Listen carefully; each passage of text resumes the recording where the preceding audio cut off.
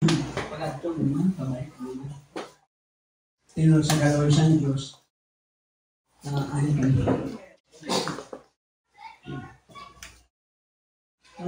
Dumaan nila ako ko na nag-attend sa atin din.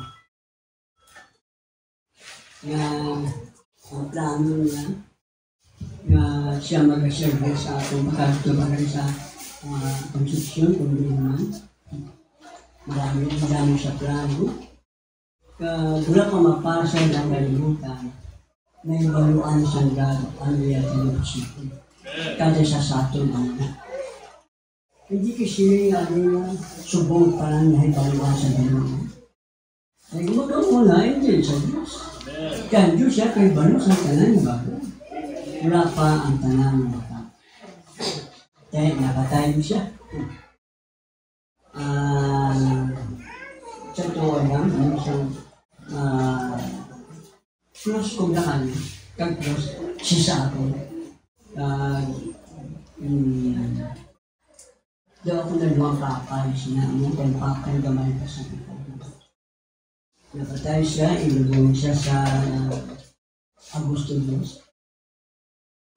May sabat mo na, mga alas 12, kung nag-time ka magkagto ako ng December, kaya nangot at yung legal service.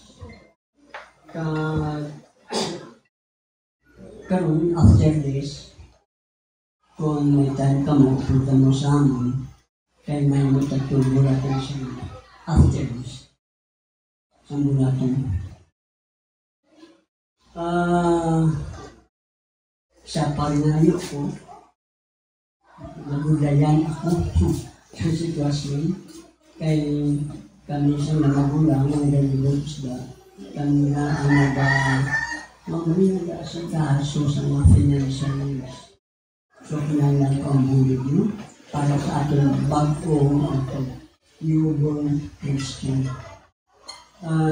Samtang nagatin nyo, basahin ang Isaiah 28, verse 10 hasta 13.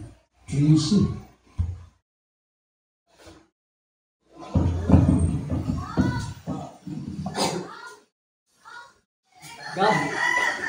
Gabriel. Sayas. Bayan yung masuk magasong sa Good. Saya sudah naman.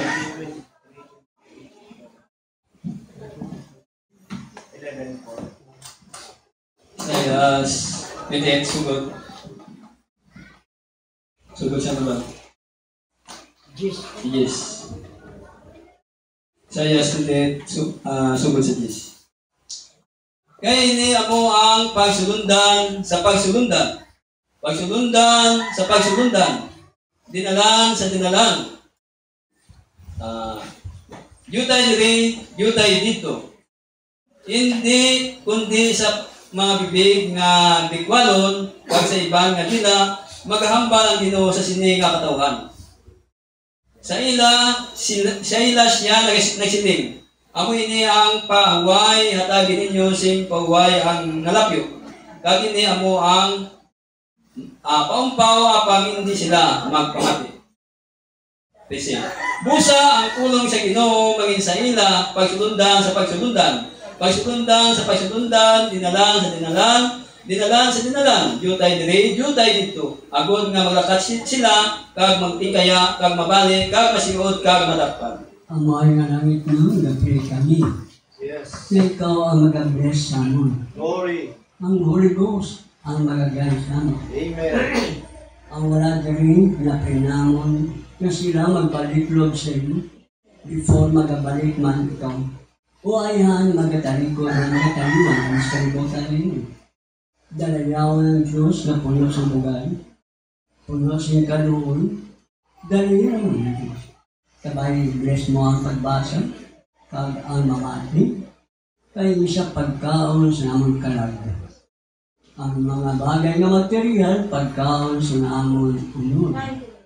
pero mapataya nga mo lawas, pero ang kalalmay kabuyo na walang katapusan. Dalayaw ka ito mga sinagag kami tag-ang buluhaton. Sa ngalan ni Jesus, gampo, amen, magapumpo. Amen. Ang kaalam sang kalbutan, malayo sa kaalam sang Diyos. Ang paraan ng pagkakaunawa ng mga iglesia ay iba sa pagkakaunawa ng Diyos. Amen. Dahil ang pagkakaunawa ng tao ay hindi totoo kasi malinaw. Isa lang ang katotohanan. Yun ang salita ng Diyos. Amen. Kaya hindi nangangailangan ng Diyos ng sinumang magpaliwanag ng kanyang mga salita. Siya mismo, ang Diyos, gagamit lang siya ng propeta. At ang propeta nito ay kanya nitong plano. May mga kausap ako, may kausap ako ng mga tao na mga taong nag-aral sa Bible School. Mga taong matalino, mga pastor. Sinabi, alam mo ang sinabi sa akin, kailangan daw basahin ang buong kapitulo o marami pang mga versikulo, diretso para maintindihan daw ang salita ng Diyos. Ngunit, sunod sa propeta na ginamit ng Diyos, na ang salita ng Diyos, kunti dito, kunti doon. Amen. Hindi diretso. Para maintindihan ang teksto. May konti dito, may konti doon. Basta kalinya ng topiko. Kasulatan. Ano siya sabi, Brother Gab, sa mga tayo?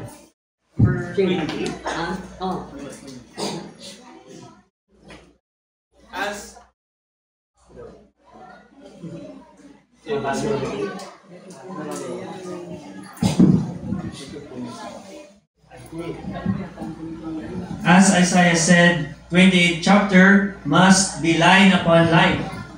Kailangan linya por linya. Here, Huwag ka lumabas sa linya. Kung anong topiko, doon ka lang maglinya. See? here a little, there May a konti little. dito, may konti doon. Pero kailan pag-ipunin nyo, pag-isahin. May konti sa kabila, may konti pa doon.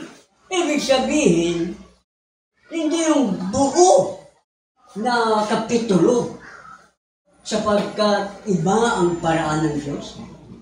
Iba ang paraan ng tao. See?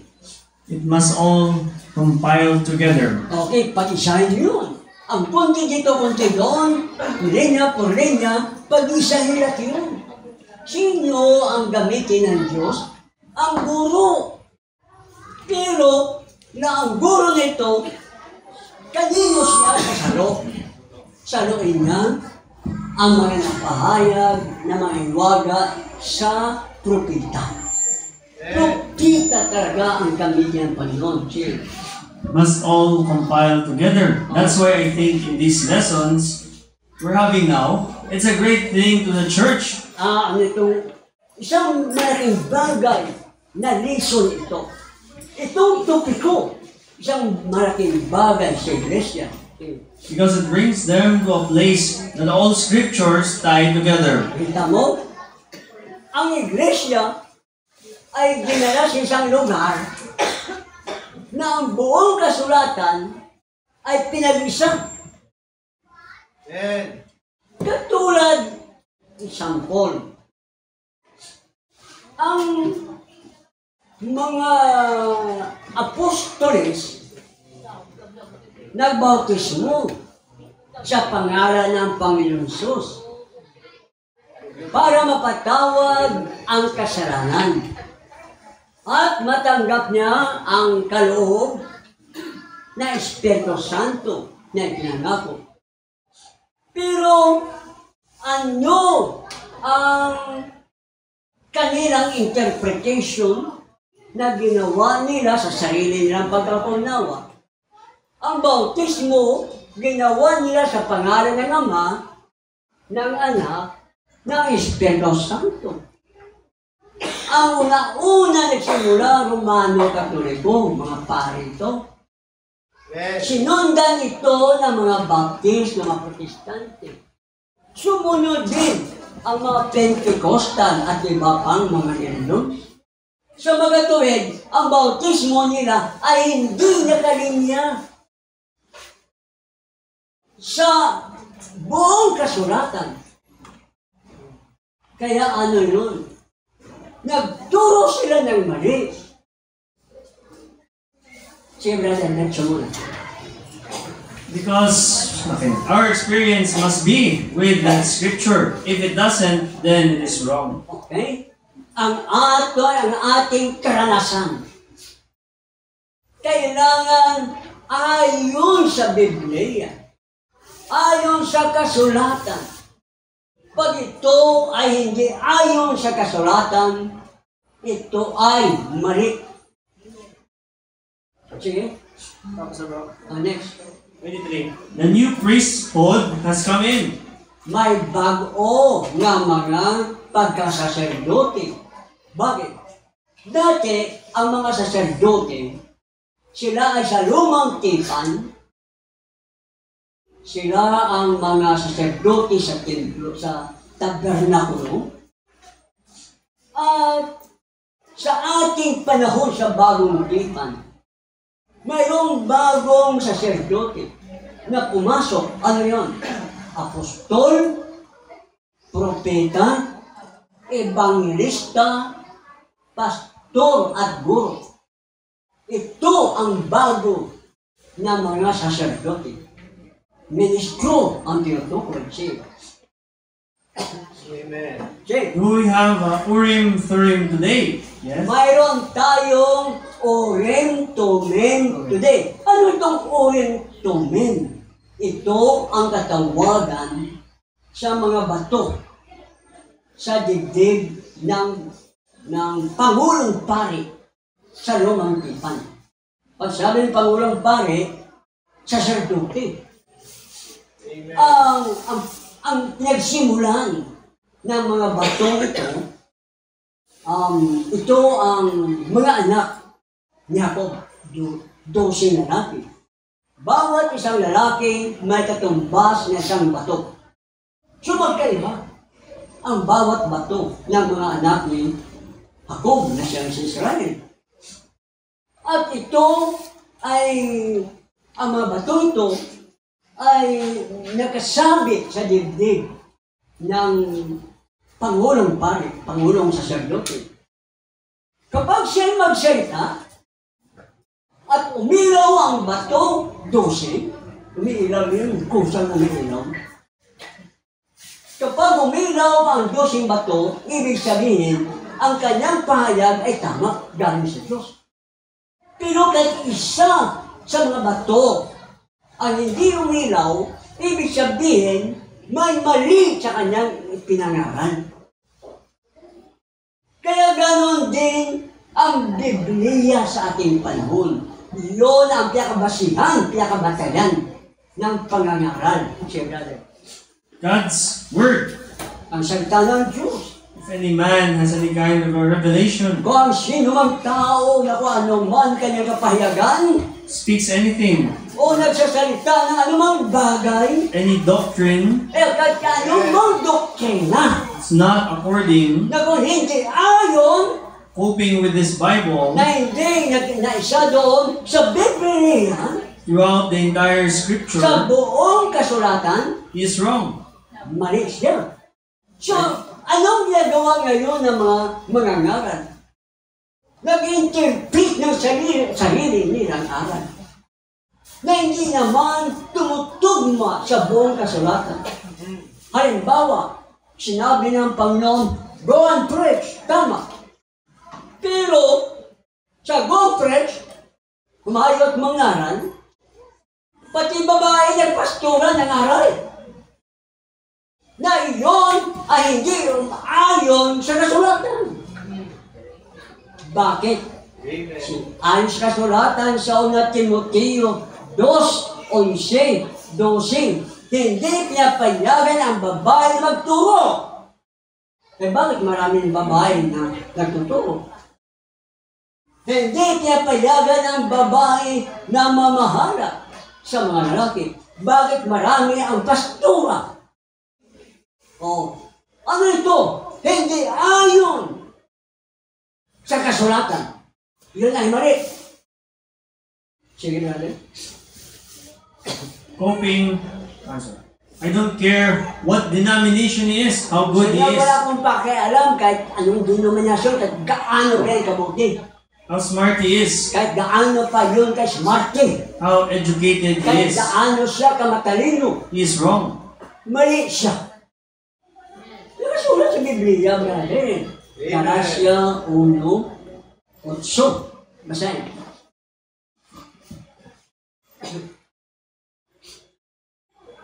Basahin. Galatia 1:8. Apang bisan kami ukon ang manukunda gikan sa langit, magwali sa inyo sa maayong balita, matuway sa amon giswali sa inyo, magmangin pinakamalawot siya. Ano sinabi ni Pablo? Kahit kami, o anghel mula sa langit, ang mangaral ng iba kaysa kanilang itinangaral na revelation, kapayagan mula sa Diyos. Glory. Sila ay sumpain. Amen. Ano ibig sabihin? Kahit anghel, kailangan ng aral ayon sa aral ng mga apostol. Amen. Pero ang mga apostol tumanggap ng unang revelation kapayagan. Kapag binago nila yun, pati sila ay susumpain. Saan ang tungo nila kapag mamamatay? Sa impyerno. Brother, tuloy mo, masugod ka sa size city. Hindi, si Brad, Brad Leo, versikulo 6, kag versikulo 7.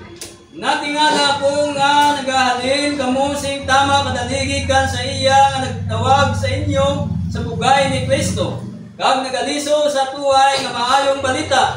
Siti. Hindi nga may iban nga maayong balita, kundi may pila nga nagagamo sa inyo kag buot magpatikos ang maayong balita ni Kristo. Ano ang sinabi ni Pablo? Ang sa sulat niya? Natingala gid ako. Nagulat siya, nagtataka siya. Kung bakit itong mga manampalataya, sumampalataya ay kay dali lumipat sa ibang uri ng Ebanghelyo.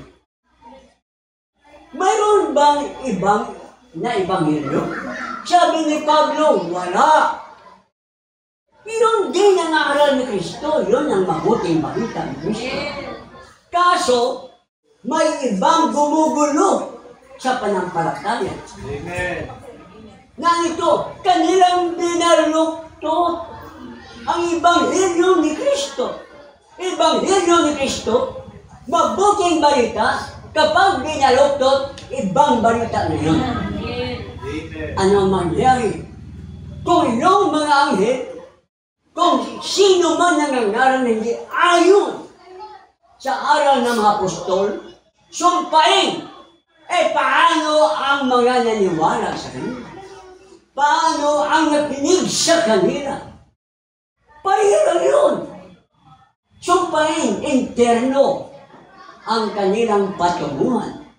Sinabi ni Pablo kay Timoteo, Timoteo, bantayan mo ang iyong itinuturo. Sa pamagitan niyan, maligtas mo ang sarili mo, gayon din ang nakikinig sa inyo. Sa mga tuwid, delikado ang makinig ka lang basta-basta kahit kanino lang. Kahit anong ayaw, kahit mabuti pa yun.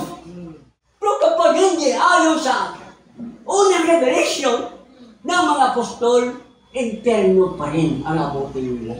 Matapat sila, ang babait nila, marami na convert. Hindi yun ang basyan eh. Ang basyan, bag nangaral sila ng ibang ebanghelyo. Kaya ka-interno sila. Mas brother. Next one. 20. How many that you could send your soul to hell with a divine gift? O kita mo, ilan sa inyo ang nakakalam na itong mga kaloob ng langit, makalangit sa kaloob, ang magdadala sa inyo sa impyerno. O, makalangit na kaloob, hindi maka-impyerno na hilas o kaloob ng text. Divine gift, makalangit, maka-Diyos na mga kaloob, pero magdadala sa kanila sa impyerno. Sige? Sure, you can. Tama. You have to watch what you are doing. Mga kunyanan sila. Sabi nga nito, bantayan mo ang iyong ginagawa. Kapag hindi mo bantayan ang iyong ginagawa, mapa-impyerno ka. Dahil sa kaloob na yan. Nasalita na lang ng salita na hindi ayon sa bawat salita ng Diyos. Na hindi nakalinya sa bawat salita ng Diyos. Magbantay siya. Ang galing mangaral. Pero hindi naman lahat nakalinya sa salita ng Diyos. Kaya ang kanyang pangangaral, siya na ministro, dadalhin siya ng kanyang pangangaral sa impyerno. Amen. Sige, brother. How many believe Moses was God's prophet? O, ilan sa inyo ang naniniwala na si Moses ay propeta ng Diyos? Amen. He was God's prophet. Propeta siya ng Diyos. But do you know what he done? Pero alam niyo ba ano kanyang ginawa? God told him to go and speak to the rock. Ang sinabi ng Diyos kanya, Moses, sumayo ka. Magsalita ka sa bato. Ang bato sa Kristo yun. The rock was already smitten, Ang right? bato ay pinalo na. Tama? Instead, Moses, doing what God told him to do, he went down and smote the rock again. Itong si Moses, sa red na humayo siya para gawin ang utos ng Diyos sa kanya, pero ginawa niya, pinalo niya. Hindi niya alam na si Kristo yun. See? But when Moses smote the rock, that broke God's complete program. Makita mo, sa pagpalo ni Moses sa bato yun, sinira daw, winasak niya ang buong programa ng Diyos. Isang salita lang. Amen. Ang hindi niya sinunod, mali ang kanyang ginawa. Sinira niya ang buong plano ng Diyos. Humayo kayo, tama, plano ng Diyos. Pero kay babae humayo, sinira niya ang buong plano ng Diyos. Amen. Delikado ito. Siya. But he could do it anyhow, Magawa niya ito. whether it was God's will or not. Kahit kalooban ng Diyos o hindi, gagawin ito, magawa nito. It wasn't God's will. Hindi yun, kalooban ng Diyos. But he was a prophet. Pero kaso lamang, propeta siya. He could do whatever he wished. Magawa niya what yung gusto niya. What his power would permit him. Ang kapangyari sa kanya, ito nagpapahintulot sa kanya. Prophet siya. Hindi siya pastor. Kagaya ngayon. Hindi siya kagaya sa mga ministro ngayon. Hindi kagaya ni Moses. Kailan ang mga ministro maglinya sa bawat salita ng Diyos. Kung ano sinabi ng Diyos, doon tayo. Huwag lumabas sa salita ng Diyos. See? But what did God do then? Kung ngayon, anong ginawa ng Diyos? He dealt with Moses. Ha? He dealt with Moses, Oo. kept him from going over in the promised land. Hindi tinatuloy ng Diyos si Moses sa pangakong lupa. Kanaan yun. Hindi siya tinatuloy doon. Took him on a hill and said, "Here it is." Sinala siya doon sa mataas na bundok o hill, pukatot kung sa atong pan. At ipinakita yung pangakong lupa. Let him look at the promised land. O siya, tingnan mo yun. Let Ang the pangakong angels, lupa.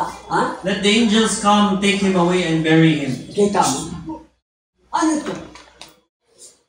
Ang mga anghel dumating at kinuha si Moses at inilibing na kahit si Satanas hindi na alam kung saan nakalibing. Anghel lang ang nakakalam. Hindi siya nakarating sa lupang pangako. Dahil sa kanyang ginawa. Kung ikaw si Moses, hindi nakarating sa pangakong lupa, ang lupa kaya mga ministro na ayaw sumunod sa salita ng Diyos. At gawin nila ang kanyang sarili na paraan. See, brother, next number.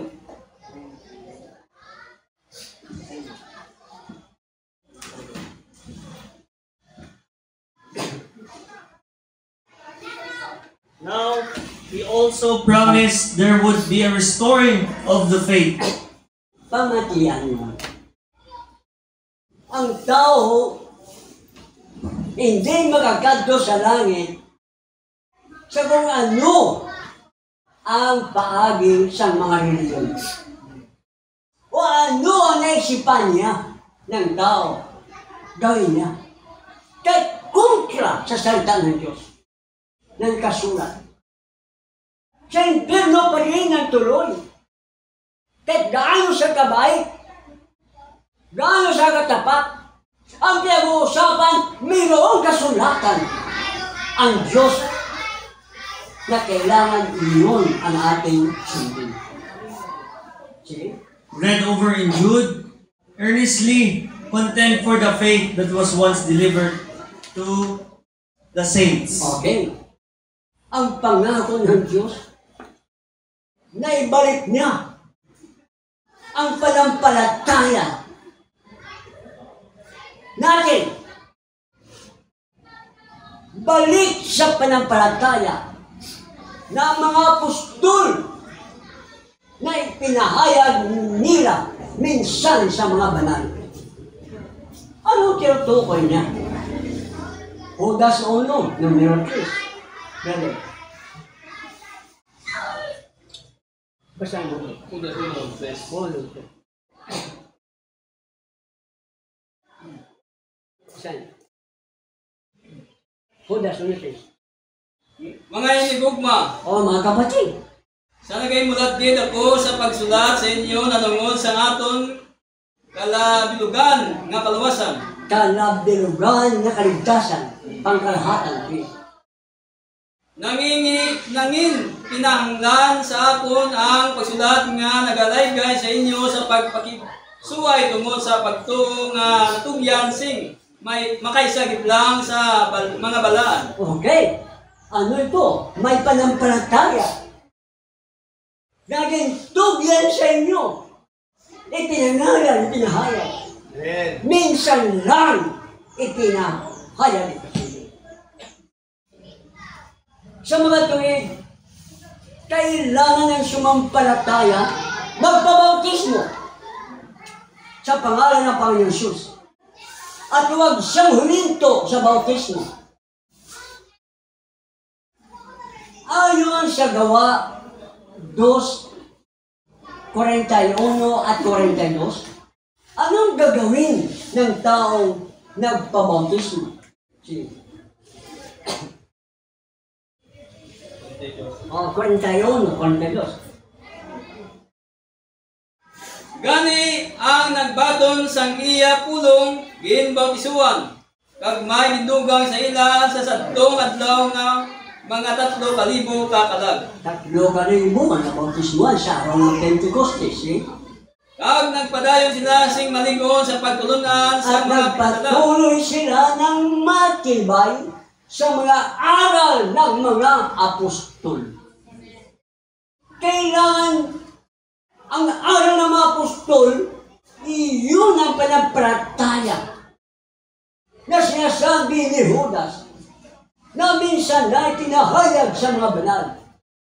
Ito ang katuruan ng mga apostols. Siya brother na sabi. By the same system in Malachi 4, he always did, we will be restored back to the original faith. Ano ito? Na itong panampalataya ng mga apostol na tinalikuran ng mga iglesia dahil sa mga mali at hindi totoo ng mga ministro na nagpapasok ng mali na understanding. Sa iglesia, tinanggap ng iglesia. Lumayo sila sa salita. Ang paglayo sa salita, paglayo sa Diyos. Glory. Ang plano ng Diyos, kanyang ibalik muli ang panampalataya nito. Amen. Ang ating panampalataya, maibalik sa panampalataya ng mga apostol. Amen. See? Next one. Back to the seed like it did begin on the day of Pentecost. Balik sa binhi kagaya sa araw ng Pentecostes. Brother, ang binhi, capital letter. Oh, kapitan. Holy Ghost yan. Na sa araw ng Pentecostes, bumaba ang Holy Ghost, binhi ito ng Diyos. Holy Ghost, banal na Espiritu, itong binhi ng Diyos. Sabi niya, ipinanganak ng Diyos, hindi nagkakasala sapagkat ang binhi ng Diyos ay sa iyong kaluluwa. Glory. Anong sinabi ng Biblia? Ang binhi ng Diyos, Holy Ghost, nasa iyo. Hindi tinuturing niya na hindi kayo nagkasala at hindi magkakasala. Amen. Maniwala kayo! Pag hindi kayo maniwala, magkasalanan kayo! Sinabihan na nga tayo, ginawa na ng Diyos sa atin yan. Tao mahina. Mali dito, kailangan doon. Mahina. Pero may paraan ng Diyos upang ituring niya ang manampalataya na hindi magkakasala. Holy Ghost, nasa iyo. Nasa akin. Thank you, Lord. Yun ang binhi ng Diyos. Kayo nga, anak ng Diyos eh. Ang anak ng Diyos, binhi ng Diyos. From maliliit na binhi. From Holy Ghost, yun ang binhi ng Diyos. Anak ng Diyos. Ano ang anak ng Diyos? Holy Ghost. Mali naman siya, pulo kibuloy, anak daw siya ng Diyos. Ano siya, Holy Ghost? Hindi na alam kasi mga sasabi niya eh. Sige, brother. Word by word, O salita. power by power, O kita mo. Just exactly. Salita sa salita. like it was in the beginning. Kagaya sa pasimula. Ano pasimula? Ang nangyari? Holy Ghost. Ang sumampalataya sa mensahe, may Holy Ghost. Amen. Thank you, Lord. Sa araw ng Pentecostes yun. Sa ating panahon, ang sumampalataya sa mensahe, may Holy Ghost. Amen. Glory. Binhi yan. Tatak yan para sa atin. O siya brother, next. Next. Next. 11. Oh, 11.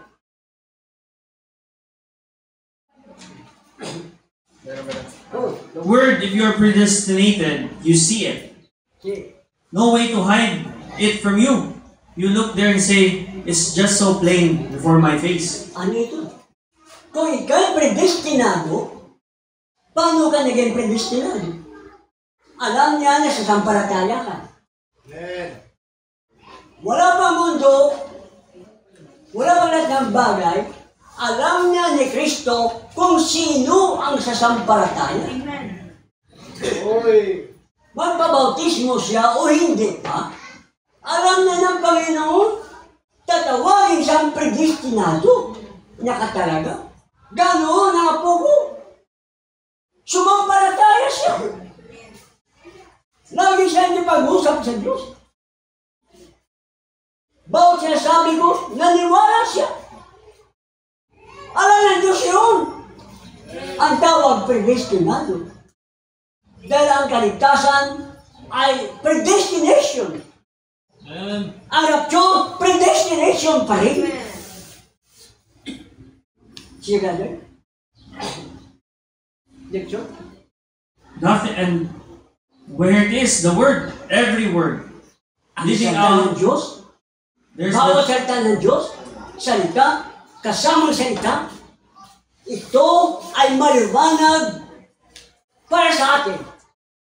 Hindi nila maintindihan ang salita, pero para sa iyo, na predestinado, maliwanag sa iyo.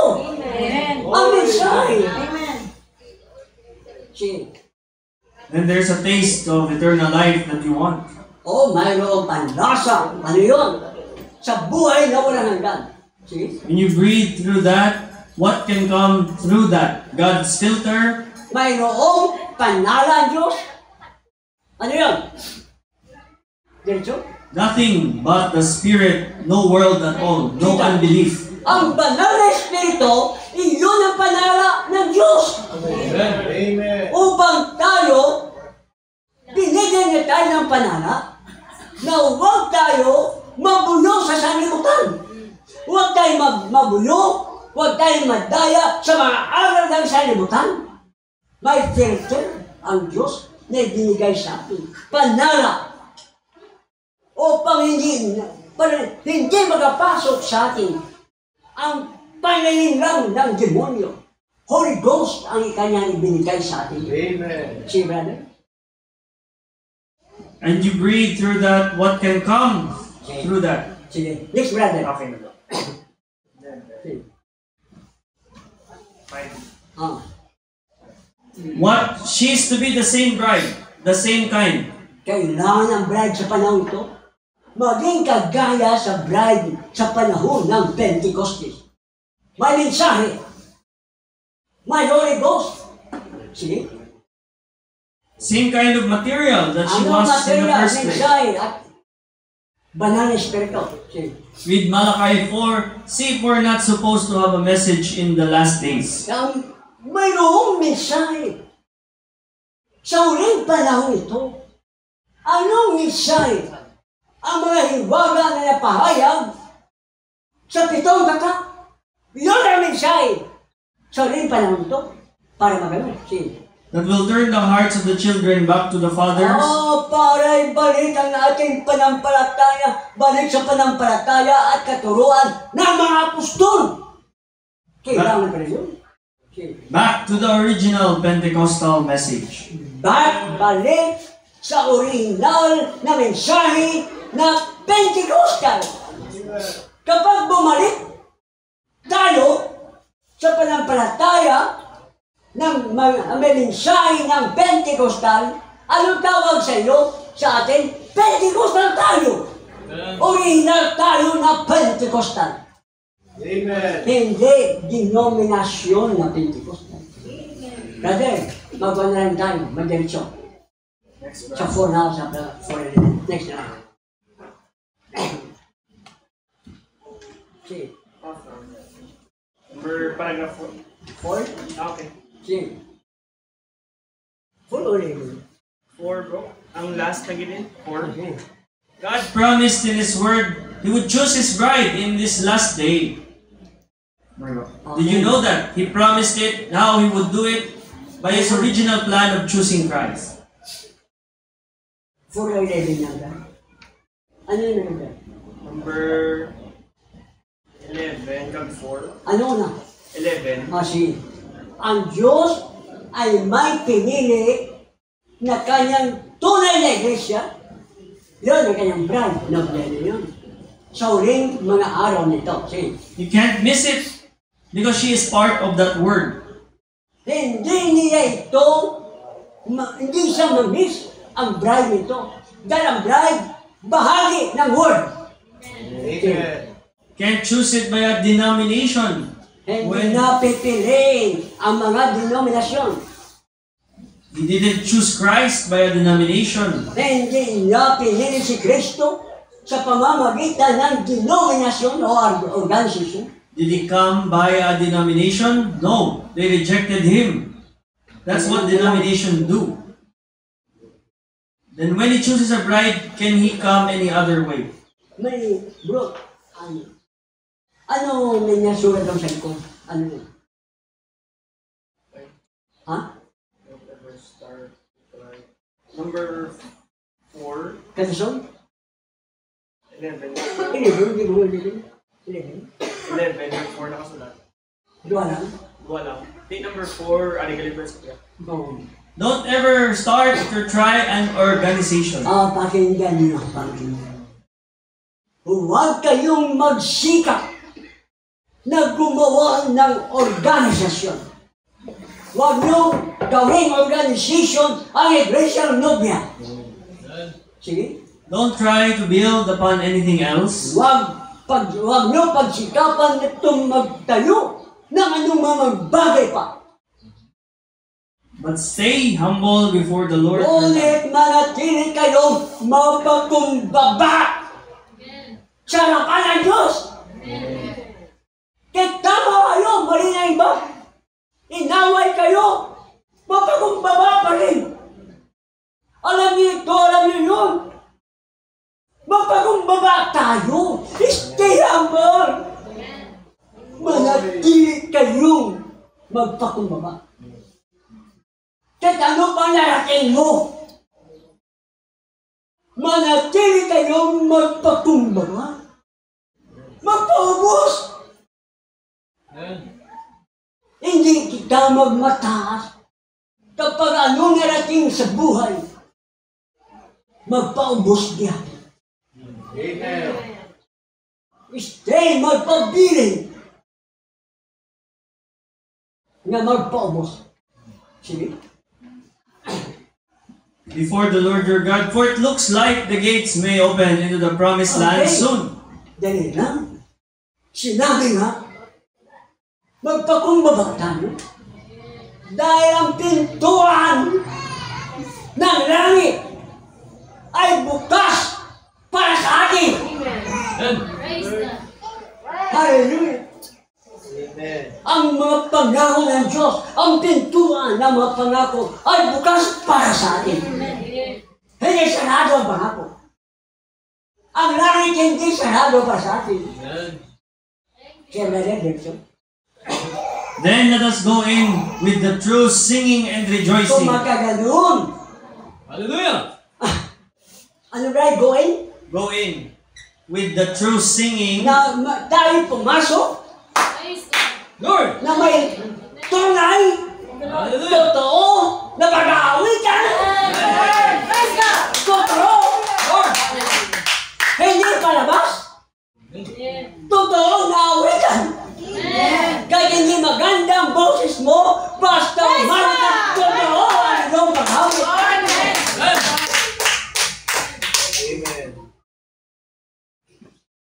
True singing, si brother. When the bride and groom Then, relevant to singing. and rejoicing. At magkasayahan. Maging masaya. Sa magsama, Praise the Lord! masaya. Amen! Rejoicing. Praise God. Singing. Sumasamba tayo sa Panginoon. Tunay ang pag-awit. Maawitin natin. Tunay na inaawit natin. Hallelujah! At masaya tayo sa pag-aawit. Sa pagpupuri. Sa pagsamba. Masaya tayo dahil ang pintuan ng langit bukas para sa atin. Ang mga pangako ng Diyos, ang pintuan ng pangako ay bukas para sa atin. Amen! Huwag tayo papatay-patay sa gawain. Kapag kayo nandirito, ikaw ay nasa Diyos. Lord. Hindi ka mo mag-ugong batuan. Hallelujah. Kailan maging masaya mo kayo? Dahil tayo nandito para pumuri sa Panginoon. Para ating sampahin ang Panginoon. Lord. Maawit ay tunay na pag-awit. Hallelujah. Bisan libagong. Praise God! Pero kung tulad ang iyong pagkanta, kapuri-puri ka, pinapuri ng Diyos, magkapasok tayo sa pintuan ng pangako. Praise God! Hallelujah! Huwag niyo naintindihin ang libagong. Praise God! Diyos ay nagbigay sa iyo. Amen! Pasalamat ka, may boses ka. Thank you, Lord! Kung namin napa ka, paano pa?